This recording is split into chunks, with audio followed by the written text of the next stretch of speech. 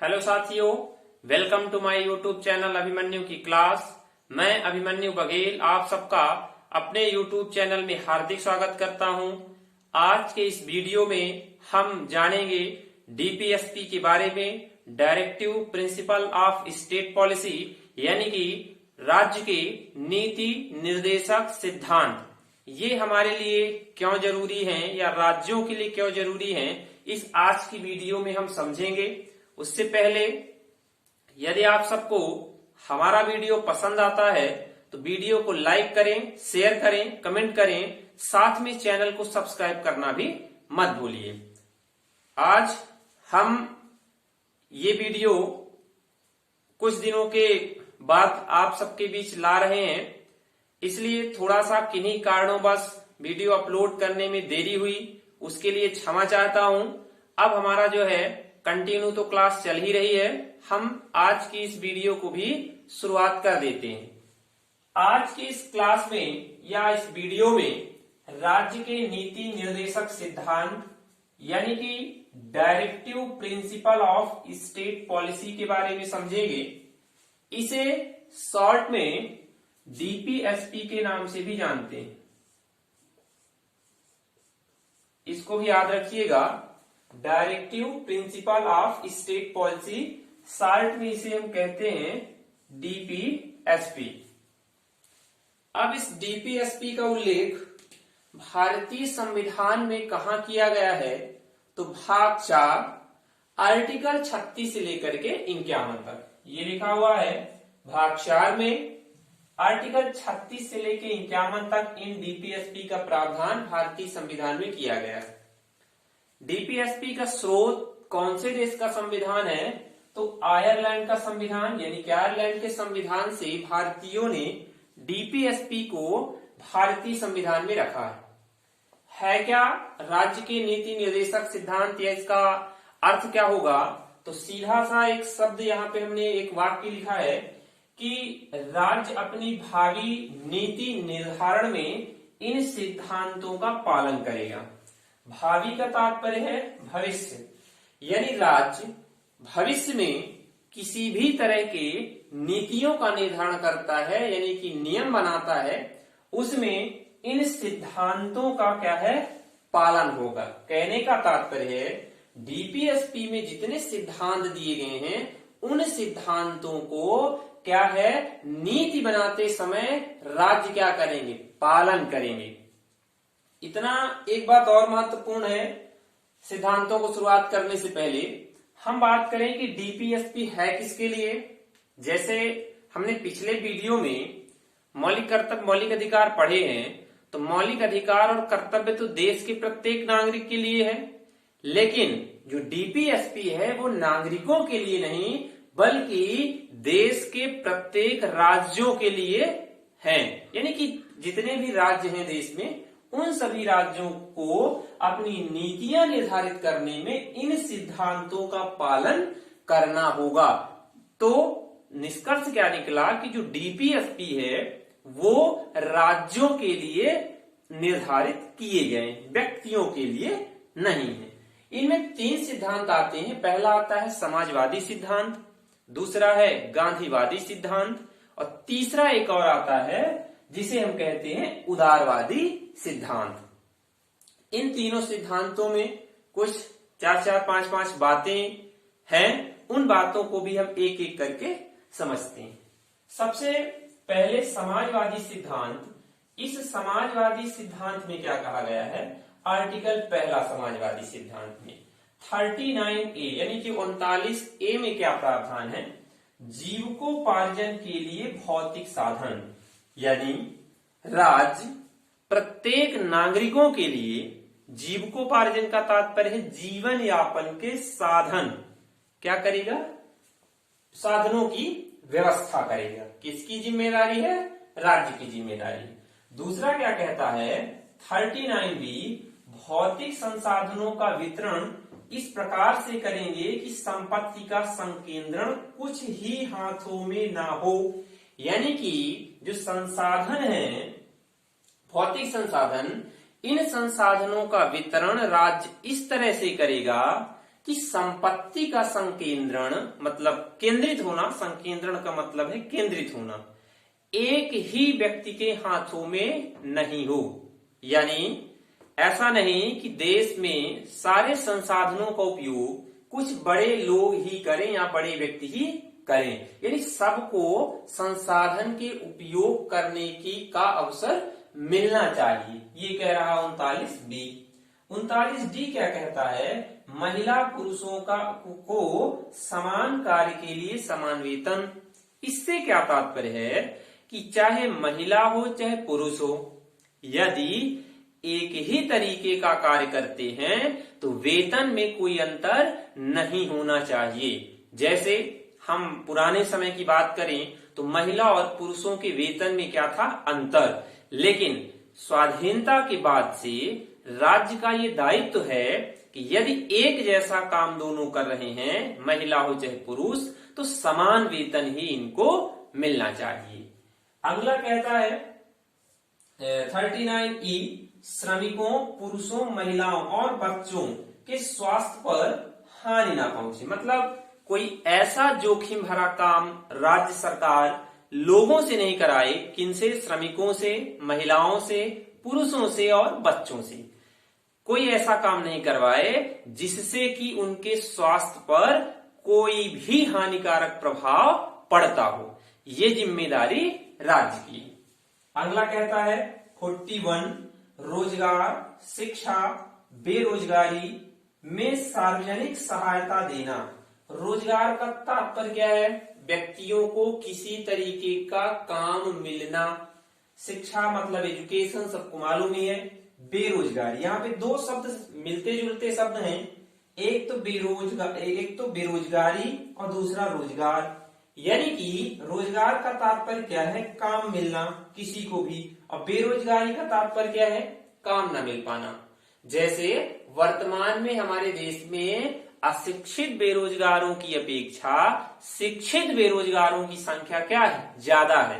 यानी कि पढ़े लिखे लोग बेरोजगार घूमते हो, ऐसा। तो बेरोजगारी और रोजगार, इन दो शब्द का तात्पर्य अच्छे से याद रखिएगा। में सार्वजनिक सहायता देना, यानी इन दोनों स्थितियों में, रोजगार की, शिक्षा की और बेरोजगारी की, इन सब के लिए जो समस्या है इसका समाधान भी राज्य सरकारों का दायित्व है, जो कि डीपीएसपी में उल्लेखित किया गया है। अगला कहता है 43, कार्य की उचित दशाएं, वेतन सुनिश्चित करना।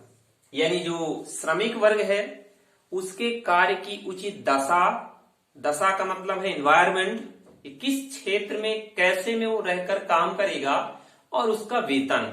जैसे अभी जब कोरोना का सेकंड वेव आया, इस दौरान सरकार ने देश के अलग अलग हिस्सों में, फर्स्ट वेव में भी अलग अलग हिस्सों में रोजगार गारंटी योजना के तहत लोगों को गांव में ही काम दिया। तो ये क्या था कि बेरोजगारी के समय, क्योंकि शहरों से लोग भाग करके गांवों की ओर आए, अब जीवन यापन के लिए कोई रोजगार हो, इसके लिए सरकार ने प्रधानमंत्री या जो मनरेगा कार्यक्रम चलता है, इसके तहत व्यक्तियों को घरों मतलब घर से नजदीक ही गांवों में ही काम देना सुनिश्चित किया। तो ये क्या है? कार्य की उचित दशाएं और वेतन। दशा का तात्पर्य क्या है? जैसे 50 व्यक्ति किसी जगह पर काम करते हैं तो उनके पीने की, पानी की व्यवस्था हो नजदीक में ही कोई, साथ में यदि छोटी बड़ी चोट भी लग जाती है तो उस चोट के लिए प्राथमिक उपचार की कोई व्यवस्था हो, बीच काम में यानी कि दिन के मध्य में या लंच का समय में उनको थोड़ा सा कुछ रेस्ट का समय मिले। वेतन यानी सरकारी रेट के अनुसार मिलना चाहिए, जितना सरकारी रेट है उस आधार पर श्रमिकों को उनकी मजदूरी मिलनी चाहिए। तो ये क्या कहलाया?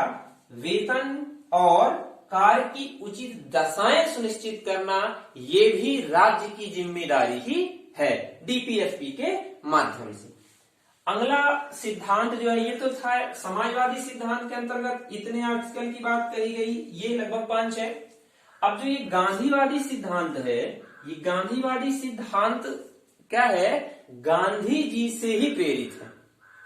यानी गांधी जी जिन आदर्शों को लेकर भारत का निर्माण करना चाहते थे, उनके ही आदर्शों का उल्लेख इस गांधीवादी सिद्धांत में किया गया है। आर्टिकल 40 क्या कहता है, ग्राम पंचायतों का गठन, यानी कि जो स्थानीय प्रशासन की सबसे निचली इकाई है ग्राम पंचायत। तो आर्टिकल 40 यानी कि 40 प्रावधान करता है कि ग्राम पंचायतों का गठन हो। ये किसकी जिम्मेदारी है, राज्य सरकार की, कि प्रत्येक 5 वर्ष के अंतराल में स्थानीय निकायों के चुनाव हो और ग्राम पंचायतों के गठन की व्यवस्था की जाए। अगला है 46, एसटी एससी के शोषण से रक्षा, यानी जो अनुसूचित जातियां और अनुसूचित जनजातियों के लोग हैं, इनके किसी भी तरह से शोषण से रक्षा, यानी किसी भी तरह का मतलब ना तो सरकारी कार्यालयों में, ना ही किसी सार्वजनिक स्थान पर, ना ही किसी निजी व्यक्ति द्वारा, ना ही किसी सरकारी व्यक्ति द्वारा इनका शोषण नहीं किया जाएगा, इसको भी सुनिश्चित करना आर्टिकल 46 के माध्यम से। 43 क्या कहता है, कुटीर उद्योगों की स्थापना। कुटीर उद्योग मालूम होगा सबको, यानी कि जो उद्योग घर में ही बिना अधिक पूंजी के, बिना अधिक श्रम के और घर के ही औजारों के द्वारा, घर के ही लोगों द्वारा किया जाने वाला कोई भी काम कहलाता है कुटीर उद्योग, जिसमें ना तो कोई बड़ी मशीनों का उपयोग होता, ना ही 100-200 करोड़ रुपए की जरूरत होती, बस 10-5 हजार में काम शुरू हो सकता है। ये कहलाते हैं कुटीर उद्योग, यानी कि घर में ही, घर के लोगों द्वारा ही और थोड़े से पैसों से शुरू किया जा सकता है जो काम, वो कहलाता है कुटीर उद्योग, यानी घर में ही कर लेना, कोई अलग से फैक्ट्री कंपनी लगाने की जरूरत नहीं पड़ेगी, ये कहलाता है कुटीर उद्योग। जैसे हम बात कर लें लकड़ी की टोकरी बनाना, है ना, पापड़ अचार मुरब्बे बनाने का काम, या ऐसे ही जो और छोटे छोटे काम है जो कि घर में ही किए जा सकते हैं, वो कहलाते हैं कुटीर उद्योग। तो इनकी भी व्यवस्था ग्रामीण क्षेत्रों में करवाना राज्य सरकार की जिम्मेदारी बनती है। आगे है 47, मादक द्रव्यों पर प्रतिबंध का प्रयास। पढ़िएगा दोबारा से, मादक द्रव्यों पर प्रतिबंध का प्रयास। प्रयास का मतलब समझते होंगे, हो जाएगा तो ठीक है, नहीं होगा नियंत्रित तो भी ठीक है। यानी कि मादक द्रव्य जो है, नशीले पदार्थ, इन पदार्थों के प्रतिबंध करने का प्रयास करेगी राज्य सरकार। लेकिन धीरे से बता देता हूं, सरकारें प्रयास नहीं बल्कि इसी के माध्यम से सबसे अधिक राजस्व सरकार को प्राप्त होता है, ठीक है ना, इन मादक द्रव्यों के माध्यम से ही। आगे और कुछ नहीं कहूंगा, सबको मालूम। आगे है आर्टिकल 48, दुधारू पशुओं के हत्या पर रोक, यानी जो जानवर हैं, पशु हैं, पालतू पशु हैं, दुधारू पशु जैसे गाय भैंस बकरी, इनकी हत्या पर भी प्रतिबंध लगाएगी कौन, राज्य की सरकारें, या प्रतिबंध लगाने का प्रयास करेंगी। जैसे वर्तमान में हमारे राज्य की ही नहीं बल्कि पूरे देश की एक समस्या है आवारा पशु, ठीक है, और इन्हीं को सुरक्षित करने का ही एक, ये हम कह लें तो साइड इफेक्ट है कि आवारा पशु बहुत ज्यादा मात्रा में घूमते फिरते हमें आसपास देखने को मिल जाते हैं। अब ये तो गांधीवादी सिद्धांत के तहत ये 4 से 5 आर्टिकल हमने समझ लिए। अब आता है उदारवादी सिद्धांत। ये कौन सी बातें कहता है जो राज्य के लिए हैं? पहला कहता है 44, समान नागरिक संहिता। समान नागरिक संहिता, इसका क्या अर्थ है कि व्यक्ति को ना तो धर्म और ना ही वर्ग, इसके आधार पर कानून लागू करने में भेदभाव नहीं होगा। यानी कि देश के हर एक नागरिक के लिए समान कानून लागू होगा। ये कहलाता है कि सिविल या इसे कहते हैं समान नागरिक संहिता। समझ गए होंगे कि बिना धर्म और बिना वर्ग को महत्व देते हुए सरकारें क्या करेंगी कि जो है कानून को लागू करेंगी। अगला है 45, 10 वर्ष के अंदर 14 वर्ष तक के बच्चों को निःशुल्क और अनिवार्य शिक्षा। 10 वर्ष यानी कब से 10 वर्ष? जब ये प्रिंसिपल बने कब? संविधान बनने के समय। यानी कि संविधान लागू होने से 10 वर्षों के अंदर 14 वर्ष तक के बच्चों को, मतलब 0 से 14 वर्ष तक के बच्चों को निःशुल्क और अनिवार्य शिक्षा की व्यवस्था करना। ये बात हमारे मूल संविधान में ही कही गई। और उसके बाद अब वर्तमान में हमारे राज्य जो व्यक्तियों के मौलिक कर्तव्य हैं, इन कर्तव्यों में भी इस बात का उल्लेख किया गया है 11वें कर्तव्य में। जो हमने पिछले वीडियो बनाई थी मौलिक कर्तव्य की, यदि आप लोगों ने नहीं देखा है तो चैनल पे जाइए और उस वीडियो को जरूर देखिए। उसमें इस बात का उल्लेख हमने स्पष्ट रूप से 11वें मौलिक अधिकार में किया है, जो कि मूल संविधान में नहीं बल्कि बाद में संशोधन करके जोड़ा गया था। अगला है 39A। ये क्या प्रावधान करता है? निःशुल्क वैधानिक सहायता।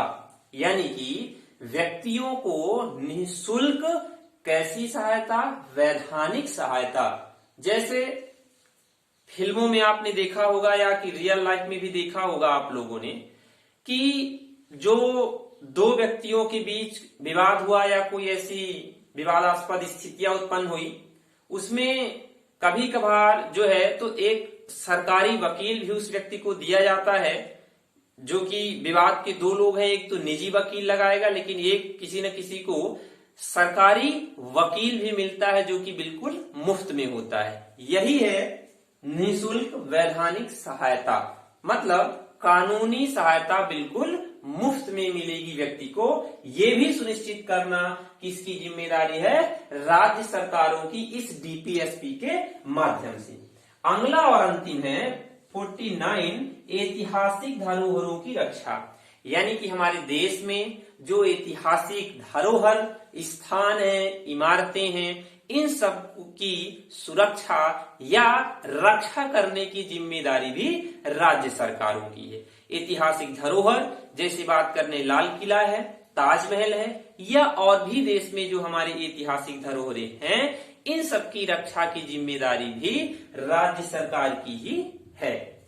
तो आज का ये वीडियो यहीं समाप्त होता है। आप सबको ये वीडियो बहुत पसंद आया होगा। हमारे चैनल के साथ आप सब ऐसे ही जुड़े रहें। सभी लोगों का सपोर्ट हमारे चैनल को मिलता रहे, ऐसी मैं उम्मीद रखता हूं। और जब तक अगला वीडियो नहीं आता है तब तक आप लोग इस वीडियो को देखिए और इसका लाभ लीजिए। मैं जल्द ही प्रयास करूंगा कोई अगला और न्यू टॉपिक पे वीडियो डालने का। तब तक के लिए आप सभी हमारे चैनल पे बने रहें। धन्यवाद।